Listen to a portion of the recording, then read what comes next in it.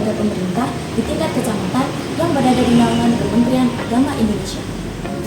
Dari banyaknya KUA kecamatan, Kecamatan Rembang ini menjadi salah satu dari 106 KUA kecamatan yang dipilih oleh Kementerian Agama. KUA Kecamatan Rembang ini telah bermetamorfosis menjadi KUA revitalisasi. Lalu, apa sih KUA revitalisasi itu? Mari simak lanjut pembahasannya bersama Kepala KUA. Assalamualaikum warahmatullahi wabarakatuh.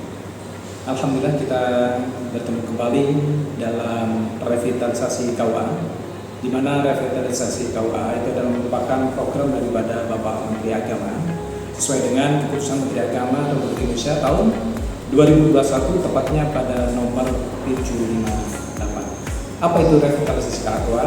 Kalau secara bahasa, revitalisasi itu berarti membangunkan kembali, membangkitkan kembali, dan menghidupkan kembali.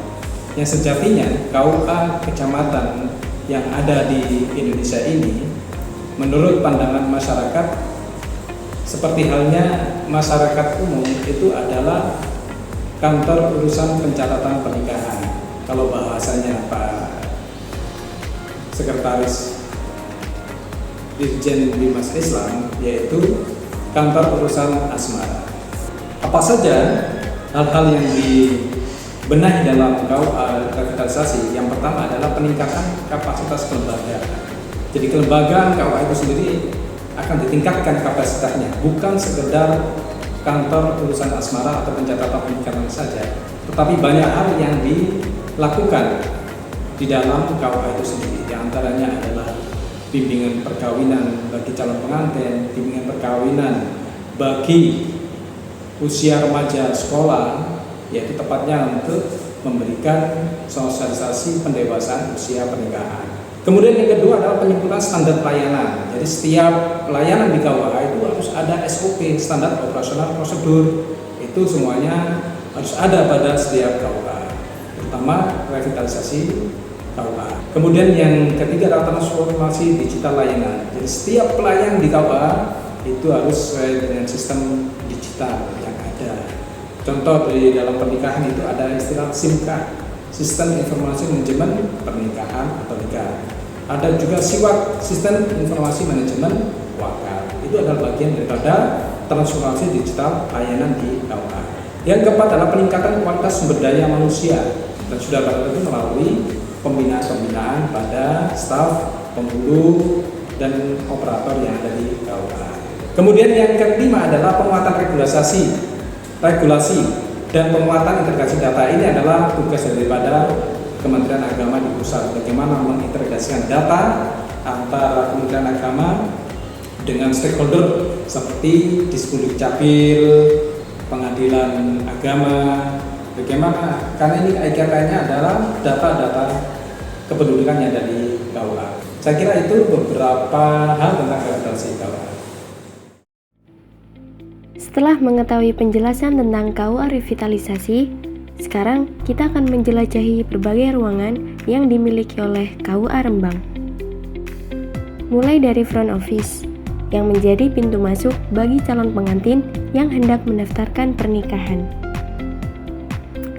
Lalu ada ruang operator, sebagai tempat skala data dan administrasi dibuat seperti akta nikah dan buku nikah.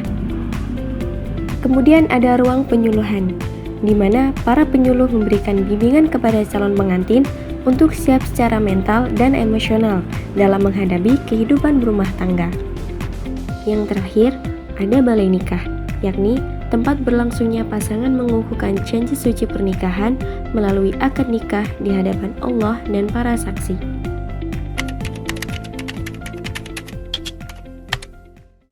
Ketika calon mempelai ingin mendaftarkan kegiatan menikah, maka hal pertama kali harus dilakukan adalah menuju ke front office. Ke front office nanti kalian harus menyiapkan berkas-berkas. Berkas itu ada 3 komponen besar. Yang pertama itu surat kesehatan dari puskesmas, lalu surat dari RT RW, lalu surat pengantar dari kelurahan. Surat dari puskesmas itu meliputi surat kesehatan dan surat kesehatan keluarga. Lalu surat dari kelurahan itu ada 9 macam. Yang pertama, surat penentuan tanggal menikah. Yang kedua, dari orang tua. Yang ketiga, surat persetujuan dari calon mempelai. Yang keempat, surat bukti cerai mati atau cerai talak. Yang kelima, ada kakak. Yang keenam, akte. Yang ketujuh, ijazah. Yang kedelapan, pas foto terbaru. Yang terakhir yakni adanya surat untuk wali apabila si calon mempelai tidak mempunyai wali kandung.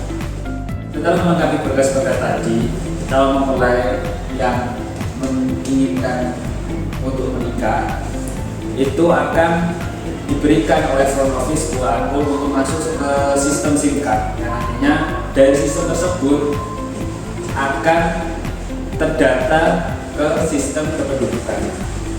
Setelah semua berkas sudah diserahkan, maka pihak KUA akan memanggil calon pengantin melalui surat atau via undangan online untuk melakukan rafa. Rafa adalah proses pemeriksaan dan memastikan kesiapan dari calon pengantin mulai dari segi administratif maupun segi kesiapan mental. Setelah rafa dilaksanakan, maka pihak KUA akan memberikan bimbingan berupa penyuluhan kepada calon pengantin untuk diberikan bekal di jenjang pernikahan yang akan dilaksanakan. Setelah pendaftaran, rafa dan penyuluhan dilaksanakan, maka dilanjutkan ke proses akad nikah, yang mana akad nikah di sini nanti akan melewati yang namanya ijab kabul. Ijab adalah kalimat dari wali nikah pengantin perempuan yang menyatakan bahwa dia menikahkan pengantin perempuan kepada pengantin laki-laki. Sedangkan kabul adalah jawaban dari pengantin pria atas ijab dari wali nikah. Dalam hal ini, akad nikah itu bisa dilaksanakan di KUA itu sendiri ataupun di luar KUA. Setelah seluruh rangkaian proses mulai dari pendaftaran hingga akad telah terlaksana, selanjutnya bagian operator operasional KUA akan memproses membuat buku nikah, di mana buku nikah ini akan dibuat paling lambat 1 hari kerja. Buku nikah merupakan suatu bukti yang resmi di mana pernikahan tersebut dianggap sah di mata agama dan negara. Tidak hanya pernikahan, namun masih banyak kegiatan lain daripada itu yang kami jalankan selama magang di KUA. Seperti bimbingan remaja usia sekolah, bimbingan perkawinan bagi calon pengantin, verifikasi calon jamaah haji, pengukuran tanah wakaf, supervisi izin operasional yayasan, dan pembaruan data masjid.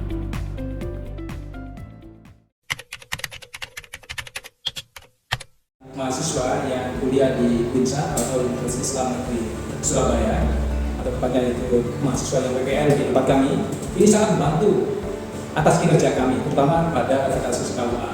Ada beberapa poin-poin kinerja kami yang terbantukan oleh mahasiswa PPL. Dan pesan kami ke depan, tentu MUI ini adalah bagian dari nilai positif bagi KUA untuk meningkatkan kapasitas dan KUA sendiri. Karena itu kami berharap pada UINSA tiap tahun mengirim ke kami mahasiswa-mahasiswa PPL-nya untuk membantu kami dalam meningkatkan kapasitas kelembagaan, meningkatkan kinerja kami, sehingga masyarakat juga merasakan dampak positif yang dirasakan oleh masyarakat karena akibat MOU antara UINSA dan KUA ini. Dan mudah-mudahan ini juga berdampak positif pula bagi mahasiswa-mahasiswa yang sudah akan menuntaskan tugas akhirnya di universitas, sehingga dapat mengumpulkan data-data objektif yang mungkin akan dijadikan bahan sebagai skripsi bagi mahasiswa. Pengalaman adalah guru yang terbaik.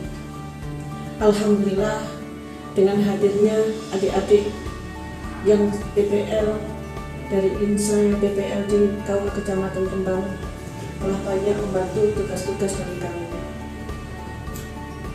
Dan harapan kami, ilmu yang didapat dari PPL ini nantinya bisa dikembangkan dan dipraktekkan atau didedikasikan nantinya di masyarakat saat bekerja, saat nanti kembali di tengah-tengah masyarakat. harapan kami ambil yang terbaik dari kami dan buang yang tidak baik. Semoga kedepannya adik-adik akan menjadi orang-orang yang berguna bagi nusa dan bangsa serta agama ini. Untuk adik-adikku dari UINSA, semoga lulus dengan nilai terbaik dan sukses di kemudian hari. 3 minggu magang di KUA Rembang Pasuruan adalah momentum yang berarti bagi kami. Atas segala ilmu serta pengalaman berharga yang kami dapatkan. Segala proses yang kami lalui sangat berkesan dan memotivasi kami untuk terus belajar dan berkembang. Terima kasih kepada seluruh pihak KUA Rembang atas bimbingan dan kesempatan yang telah diberikan. Semoga ilmu yang kami dapatkan dapat bermanfaat di masa depan. Usai sudah perjalanan ini, kami ucapkan terima kasih.